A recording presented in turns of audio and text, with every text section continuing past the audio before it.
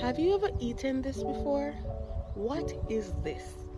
This is called a custard apple. It's one of Jamaica's exotic fruits. It's said to be creamy, and I've never tried one before.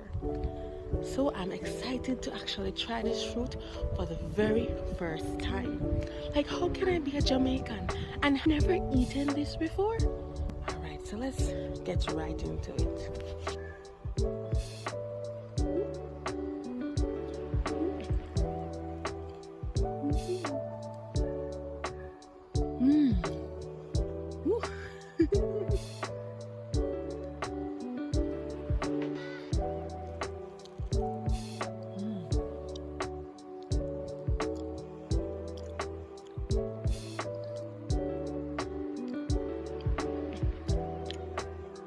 This is like cream soda.